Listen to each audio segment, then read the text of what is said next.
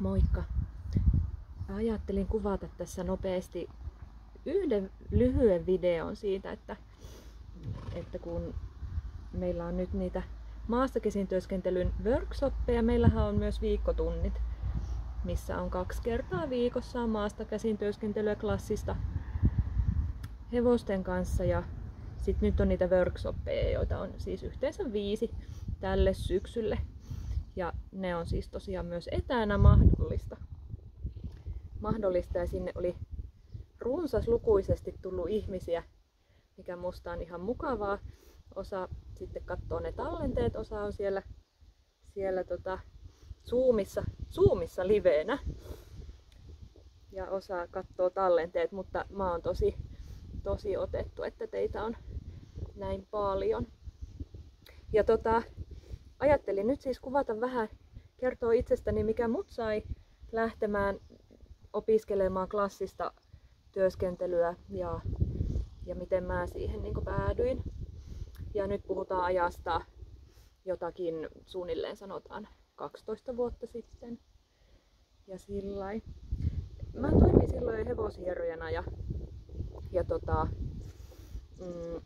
olin havainnut, että hevosilla on aika paljon tietyn tyyppisiä jumeja ja lihasjäykkyyksiä, ja osa niistä ihan johtuu siitä liikunnasta, mitä ne niinku harrastaa ja miten niitä ratsastetaan, ja osa sitten taas on ihan rakenteellista ja milloin mistäkin syystä ovat jumisia, mutta silloin mä jo rupesin ajattelemaan,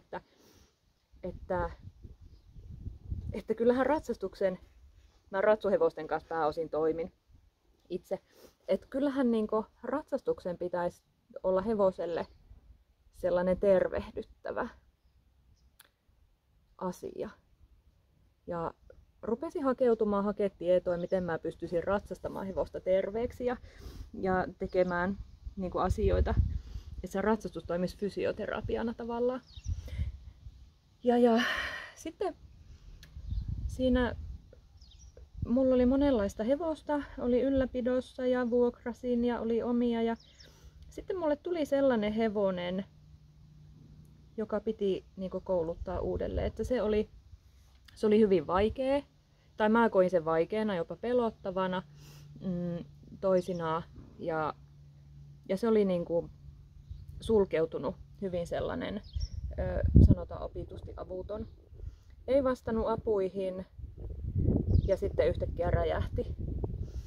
Se teki siitä vähän pelottavan. Siinä oli paljon täykkäriä myöskin, se oli hyvin nopea. Ja sen kanssa mä mietin, että se on vaan opetettava niinku uudelleen. Ja sitten mä lähdin etsiä tietoa, että miten mä niinku ratsastaisin sillä jatkossa eri tavalla. Koska sehän siinä oli se ydin.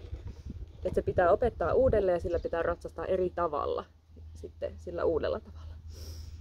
Ja niin mä löysin klassisen ratsastuksen, klassisen maasta käsin työskentelyn silloin yli 10 vuotta sitten.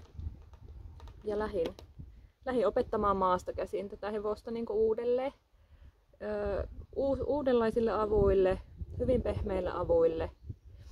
Samalla opiskelin hevosen sielunmaisemaa aika paljon lisää, sitä lajityypillisyyttä, minkälainen elukka se hevonen oikeastaan on ja minkälaiset asiat hevosta motivoi, miten se hevonen kommunikoi. Ja siinä tapahtui tosi paljon sellaisia oivalluksia mulle silloin alkuvaiheessa, että hevonen onkin tällainen ja hevonen arvostaakin tollasta ja se ymmärtää niinku tällaisia asioita. Ja siinä oli paljon sellaista, niinku, koko ajan sai niinku katsoa peiliin, että yleensä se niinku löytyi sieltä peilistä se ongelma. Mä joudun opettelemaan hevosen kouluttamista ja niinku, siinä sai kouluttaa itsensäkin uudelleen. Mä olin siis yli 30 vuotta ollut hevosten kanssa ja sit yhtäkkiä mikään mitä mä olin oppinut niin ei enää toiminut. Et mulla ei vaihtoehto myydä se hevonen tai opiskella itse. Tai yhdessä se hevosen kanssa oppia uusi tapa. Ja mä valitsin sen tien, koska kukapa nyt helposta tiestä tykkäisi. Joo, siitä se lähti. Ja silloin lähdin siihen mukaan ja en oo katunut. Nyt mä laskin tossa, että mä oon niinku ravihevosia kouluttanut ratsuksi uudelleen kouluttanut tai sitten ihan alusta asti ratsuksi 7 kappaletta lämminverisiä tässä vuosien varrella. Suomen hevosia mulla on ollut 1, 2. Yksi on kyllä ollut ihan ratsu alusta asti, eikä ole tarvinnut sitä uudelleen kouluttaa, mutta nyt mulla on 3. Suomen hevonen niin aloittamassa täällä ratsastusta ja klassisesti koulutan. Mä tykkään haasteista niiden lämminveristen kanssa, muun muassa sen saattaa huomata. Mä oon akateemisen ratsastustaiteen maasta käsin työskentelyä opiskellut 2 vuotta. Viime talven Ainoponin kanssa, joka on Shetlandin poni ja asettaa ihan uudenlaisia ulottuvuuksia maasta käsin työskentelyyn, koska mä oon 174 senttiä pitkä ja Ainoponi on sellainen metri, alle varmaan metri. Että se pyörähtää nopeasti. Mutta mulla on haaveena, että jonain päivänä mulla on Shetlandin poni, joka tekee mulle piaffit ja pasassit maasta käsin. Siihen on toki matkaa, enkä tiedä saavutammeko sitä ikinä, mutta eikö settikset elä tosi vanhaksi? Lara Petteri tuli tähän, tämä kissa. Joo. Ja kaikenlaisia hevosia on kouluttanut. Ja hevonenhan on siinä mielessä jännä, että ei ole 2 samanlaista tarinaa. Eikä se koulutus etene aina suoraviivaisesti ja samalla tavalla koskaan. Ja sitten tässä on vielä sekin mahtava, että ihminen voi oikeastaan päättää, että mihin suuntaan haluaa edetä. Millä tavalla sä haluat opettaa, minkälaisia asioita sä haluat opettaa. Miten sä haluat, että sun hevonen toimii? Et monesti kun mä käyn pitämässä tunteja sitten maasta käsin työskentelystä tässä muille talleille, niin mä esitän usein semmoisen kysymyksen, että minkälaisen hevosen sä haluat. Niin tehdään sellainen hevonen, jos osataan. Yritetään tehdä sellainen hevonen. Joo. Eli nyt on se workshop-sarja. Meillä on eka on jo purkissa, siitä on tallenne olemassa. Nyt lauantaina kuvataan toinen. Tai tulee ihmeessä sinne. Voit tulla paikan päällekin, niin mä keitän täällä kahvit. Ja niitä on jouluun asti noin kerran kuussa. Eli siihen jää aina aikaa sun treenaa, harjoitella niitä juttuja. Ja sä voit lähettää mulle toki kysymyksiä. Mä vastaan niihin joko suoraan tai seuraavassa workshopissa.